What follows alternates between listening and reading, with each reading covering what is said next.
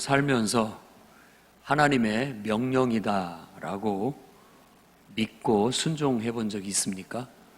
그렇다면 그 하나님의 명령이라는 것은 어떻게 아셨습니까? 단순하지는 않은 것 같습니다.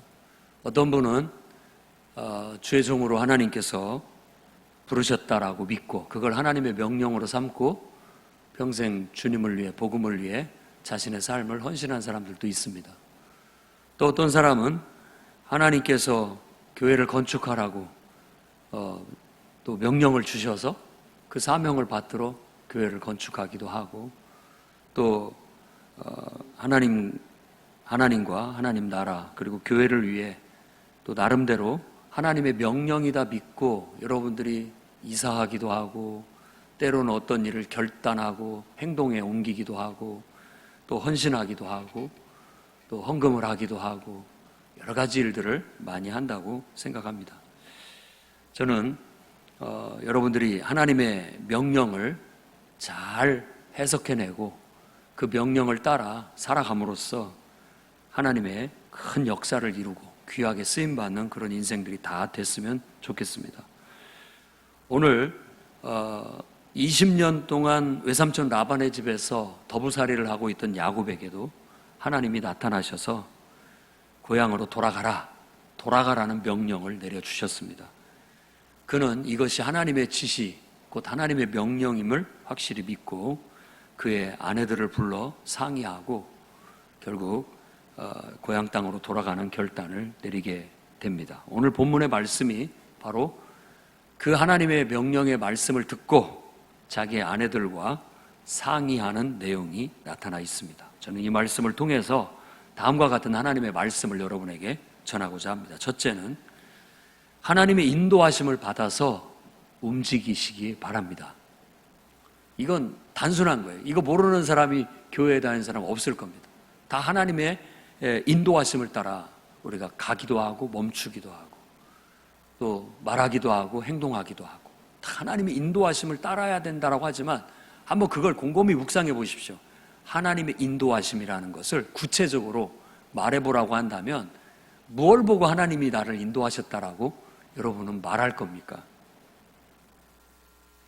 오늘 1절 말씀에 보면 라반의 아들들이 야곱에게 네가 우리 아버지의 소유를 빼앗아서 네가 부자가 되었다라고 그렇게 헐뜯는 말을 합니다. 사실 가만히 보면은 야곱이 라반의 어떤 양을 훔치거나 부정한 방법으로 자기의 가축대를 늘린 건 아닙니다. 다만 그가 나름대로의 하나님을 의지하고 기도하면서 얼룩무늬 또 점박이 이런 양들을 자기 소유로 삼겠다고 라반하고 약속을 했고, 실제로 출생하는 양들이 건강하고 또 얼룩무늬 또 점박이 있는 양들이나 염소들이 많이 태어남으로 인해서 큰 가축대를 이루게 된 건 사실입니다. 그건 성실히 일했기 때문이라고도 말할 수 있고 또 하나님이 복을 주셔서라고도 말할 수 있을 겁니다. 그렇다고 해서 제가 볼 때는 라반의 가축대가 어떻게 줄었다든지 그건 아니라고 생각합니다. 오히려 라반의 가축대도 늘었지만 그거보다도 야곱의 가축대가 더 많아지니까 라반과 그의 아들들이 바로 시기와 질투심을 가지고 이와 같은 말을 한다고 볼 수 있다는 겁니다. 사람의 본성은 원래 시기하고 질투하게 돼 있습니다. 그래서 누가 좀 나보다 더 잘 되거나 또 더 큰 축복을 받았으면 괜히 배가 아프고 그렇게 하게 되는 거죠. 야곱은 자기가 열심히 일했고 하나님이 복 주셔서 내가 이렇게 가축대가 많아졌다, 부자가 됐다라고 말하겠지만 다른 사람이 볼 때는 시기와 질투심에 저거 분명히 부정한 방법을 통해서 부자가 됐을 거야 라고 그렇게 말한다라는 겁니다. 또한 사람은 이익에 따라 쉽게 변하는 본성을 가지고 있습니다. 그러니까 자기한테 유익이 되고 자기한테 이익이 되면 다 좋게 보지만 자기한테 조금이라도 해가 되면 그걸 자꾸 폄하하고 나쁘게 말하려는 본성을 가지고 있다는 겁니다. 그러다 보니까 하나님의 백성들이 하나님을 잘 믿고 기도하면서 복을 받아서 여기서 말하는 대로 그냥 새끼만 낳으면 얼룩무늬가 나오고 새끼만 낳으면 점박이가 나오는데 낸들 어떻게 하란 말이냐. 하나님께서 내게 이게 복을 주시는데, 내가 장사를 하면 그냥 장사가 대박이 나고, 내가 사업을 하면 그 사업이 대박이 나고, 내가 뭔가를 하면은 그것들이 다 내게 하나님께서 잘 되게 하셔가지고 복을 주시니까 무슨 내가 부정한 방법이라도 써서 잘 된 것처럼 사람들은 말하지만, 나는 그저 하나님 앞에 정직하고 성실하게 나아갔더니 하나님께서 복을 주셨다. 그럴 때 성도들도 똑같은 그런 시기와 질투를 받는 경우가 있고, 또 사람들로부터 우리가 감정적으로 부정적으로 우리를 대하는 그런 대접을 받을 수도 있다라는 겁니다. 저는 우리 성도들이 그런 일을 닥친다 할지라도 흔들리지 않기를 바랍니다. 그런 일들은 예수님 말씀하신 것처럼 이런 일이 너희에게 있거든 너희에게 복이 있나니 기뻐하고 즐거워하라. 산상수훈 마태복음 5장에 예수께서 하신 말씀이에요. 내가 잘못을 했거나 내가 부정한 짓을 해서 욕을 먹는 건 내가 깊이 반성해야 할 일이고 또 돌이켜야 될 일이지만, 내가 하나님 앞에 정직하고 성실하고 정말 최선을 다해서 노력하고 있는데 사람들이 악의적인 마음으로 시기하고 질투하고 또 자기한테 해가 된다고 해서, 득이 안 된다고 해서 우리를 헐뜯고 욕하는 데 있어서는 우리가 오히려 그거에 의해서 감정 상하거나 낙심하거나 흔들릴 필요가 전혀 없다고 말씀드리고 싶습니다. 오히려 기뻐하십시오.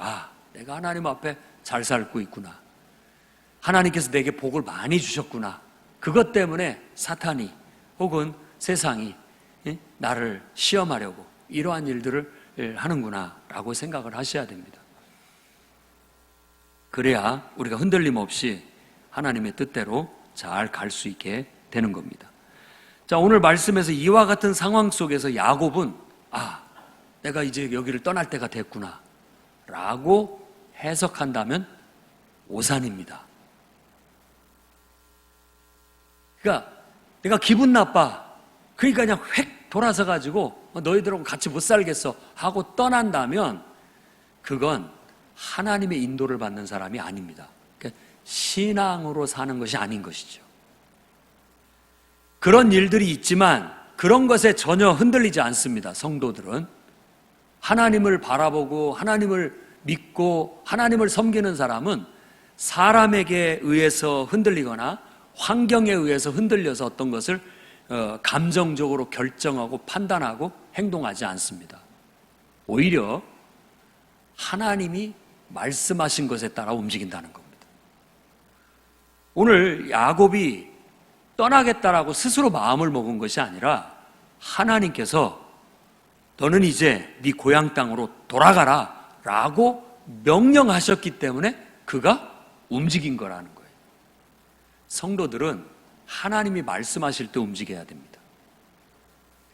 하나님의 말씀을 따라 결정해야 되고 행동해야 됩니다. 그렇게 하지 않는다면 우리 모든 것들은 죄로 갑니다. 죄로 가는 거죠. 내 생각, 내 감정, 내 얄팍한 이해 득실에 따라서 매사를 결정하고 판단하고 움직인다면 누가 우리 보고 하나님을 섬기는 사람이라고 할 수 있겠습니까? 내 마음대로 하는 사람이죠.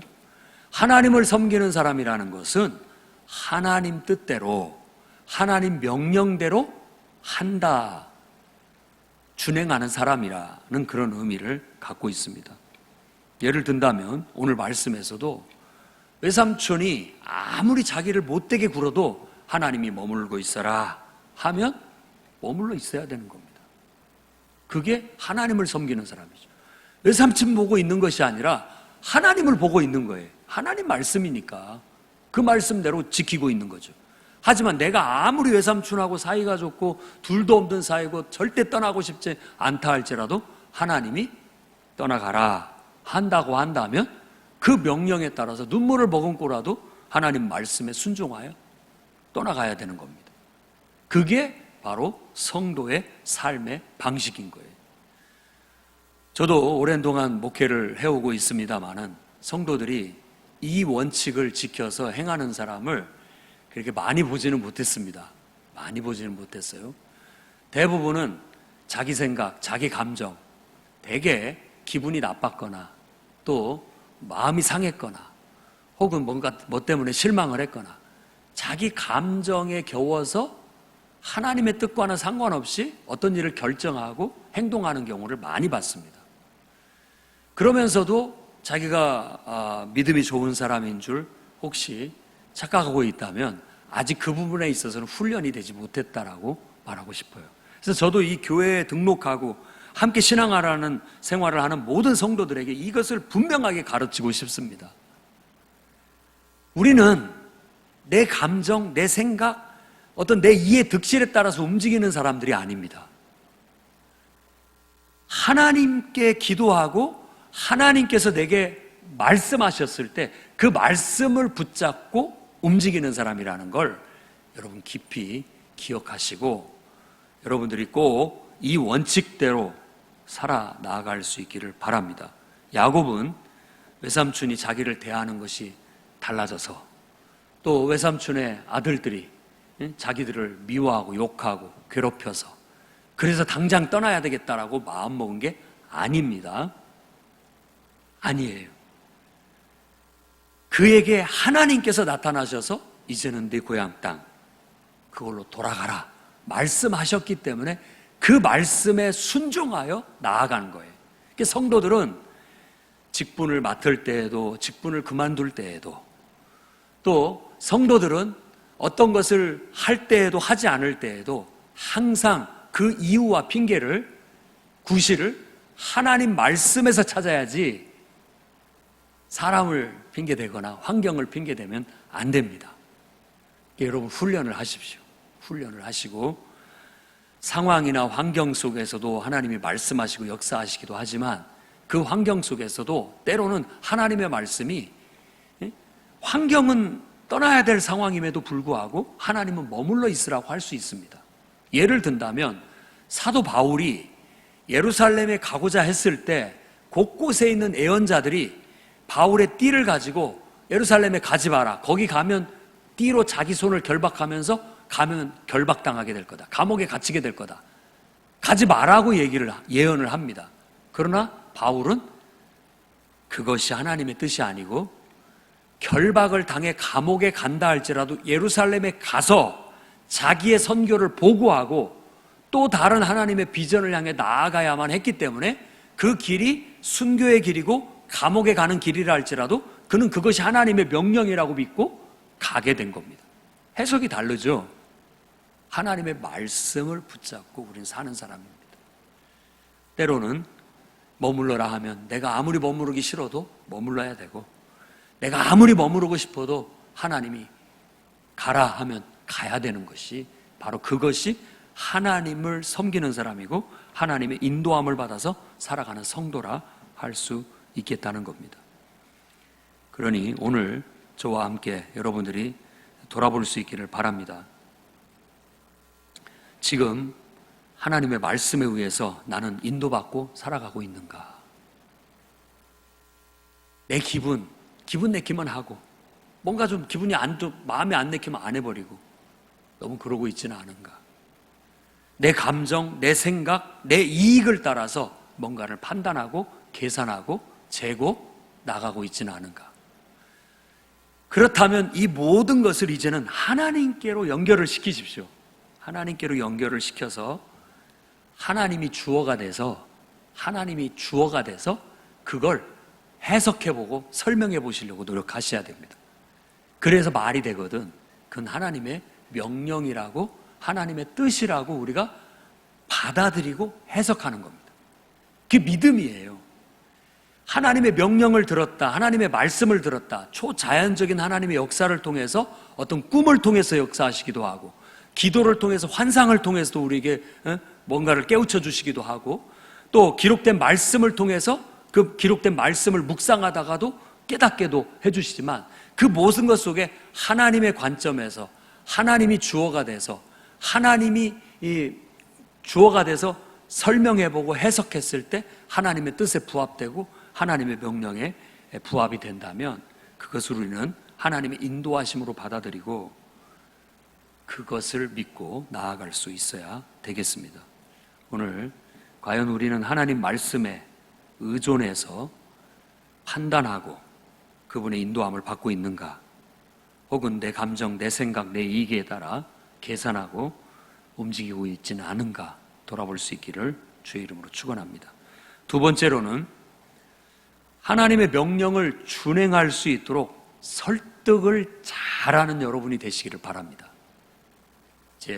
하나님의 뜻이 너무나 명확해요. 이게 하나님의 명령이라고 두 번, 세 번 기도해봐도 또 기록된 말씀에 의해서 판단을 해봐도 너무나 명확해요. 이게 하나님의 명령이라는 게, 이게 하나님의 뜻이라는 게 분명해요. 그렇다면 그것을 이제 실행하는 데 집중하셔야 되는 겁니다. 야곱은 하나님의 명령을 받았을 때 즉시 라헬과 레아와 라헬을 불러 이 문제를 갖고 상의를 합니다.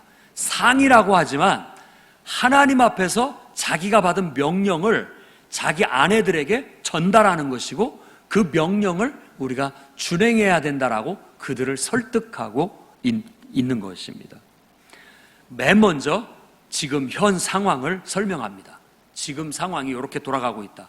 외삼촌 라반이 그동안 나를 이 집에 묶어둬서 자기 집안에 재산을 일으키려고 나를 부려먹었던 일들, 20년 동안 자기를 부려먹은 일들에 대해서 얘기를 하고, 그랬지만 하나님께서는 내가 성실하게 일해주고 또 노력했을 때 나에게도 이렇게 하나님이 큰 부를, 가축대를 허락해 주셔서 부자가 되게 해주셨다. 이게 다 하나님께서 내게 허락해 주시거든. 내가 꿈에 봤는데 아니 분명히 하얀색 양이고 염소인데 이게 새끼만 뱉다 하면은 전부 얼룩무늬가 나오고 점박이가 나오는 거예요. 하나님께서 꿈에 보여주셨는데 말씀하시기를 내가 라반이 너에게 행한 것을 다 알고 있다라고 말씀하셨다라는 거예요.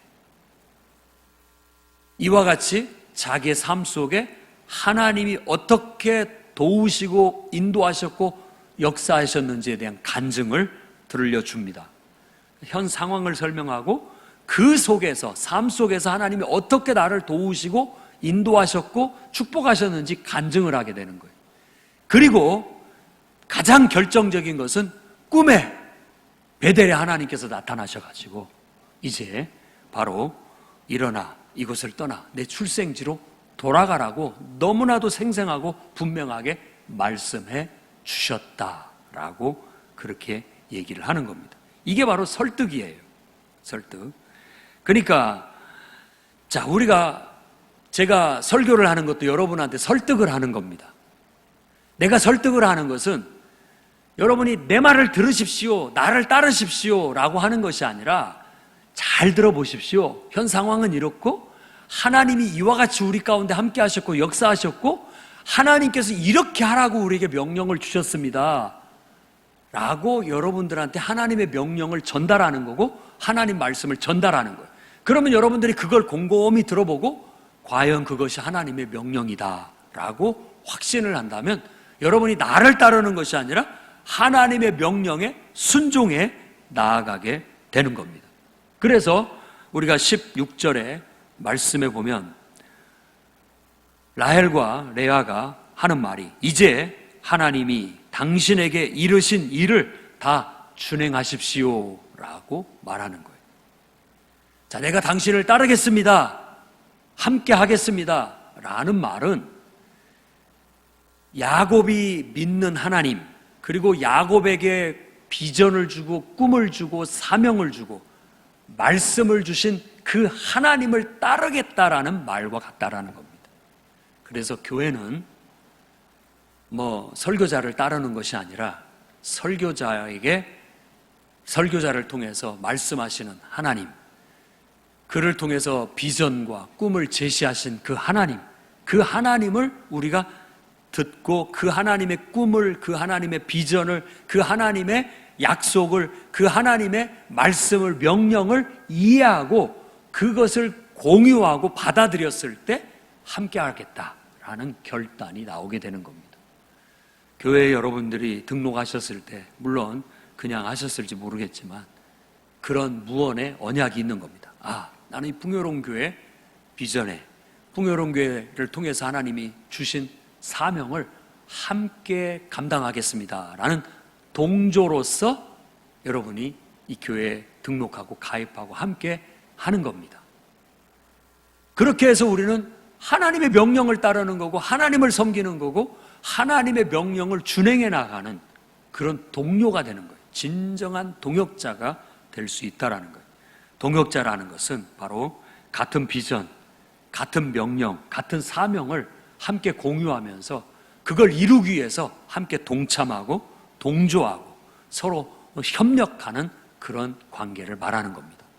교회를 예수 그리스도의 몸이라고 말하고 한 지체라고 말하는 것은 바로 그와 같이 머리가 되시는 하나님의 꿈과 비전, 하나님의 뜻을 몸이 이루어내듯이 모두가 한 몸이 돼서 그 역사를 이루어간다는 그런 의미를 갖게 되는 겁니다.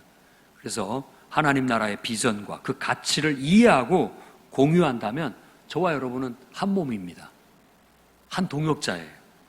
그러면 우린 이렇게 말해야 됩니다. 이제 하나님이 당신에게 이르신 그 일을 다 준행합시다. 하십시오. 우리가 돕겠습니다. 함께 하겠습니다. 이렇게 나올 수 있어야 되겠습니다. 우리 풍요로운 교회는 비전과 사명을 갖고 있습니다. 주보에 보면 사명 선언문에 우리 교회의 사명을 선포하고 있습니다. 복음 전파의 사명, 예배의 사명, 교육과 훈련의 사명, 성도들과의 친교와 화합의 사명, 그리고 봉사의 사명을 감당하기 위해서 우리는 그 위대한 일, 그 하나님의 역사를 이루기 위해서 기꺼이 그 모든 일들을 다 이룹시다, 준행해 나갑시다 하고 동조하고 함께하면서 여러분들이 지금 협조해 나아가고 있는 것입니다. 그러니 오늘 우리가 한번 돌아봅시다. 우리는 하나님의 비전을 공유하고 있는가? 정말로 그 하나님의 비전과 하나님의 사명을 이루기 위해, 완수하기 위해 적극적으로 협조하고 동조하고 있는가? 한번 돌아봅시다. 혹시 방관자가 되어 그저 뒷짐지고 쳐다보고만 있지는 않은지, 오늘부터라도 적극적으로 기도로 통해서 후원하고 또 적극적으로 여러분들이 시간을 내서 협조하고 동참하고 적극적으로 주님이 필요하는 곳에, 내가 하고 싶은 데가 아니라 주님이 필요하는 곳에, 필요로 하는 그곳에 내가 달려가서 그 사명을 감당해 나가는 그런 저와 여러분이 될 수 있기를 바랍니다. 그 다음에 세 번째는 첫 신앙의 자리로 늘 돌아가는 저와 여러분이 되기를 바랍니다. 세상 모든 일은 하나님의 온전하신 통치와 섭리 아래서 돌아가게 되어 있습니다. 성도들의 삶이라는 것은 바로 그 하나님의 섭리 속에 살면서 그 섭리를 읽어내고 그것을 이해하고 그것에 적극적으로 동참하는 삶이라고 할 수 있다라는 거예요.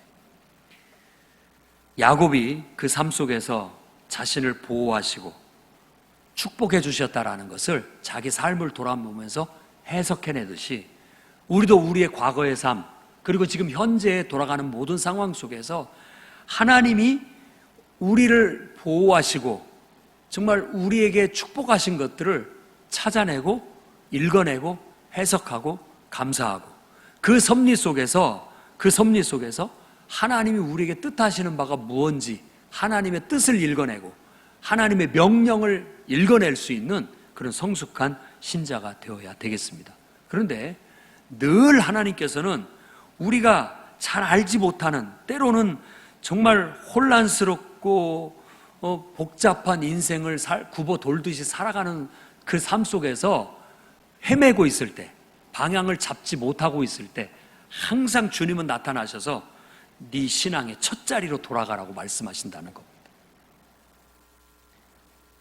빌라델비아 교회, 에베소 교회에도 아시아 일곱 교회에 편지를 썼던 계시록의 에베소 교회에도 첫사랑을 어디서 잃어버렸는지 다시 한번 찾아봐라.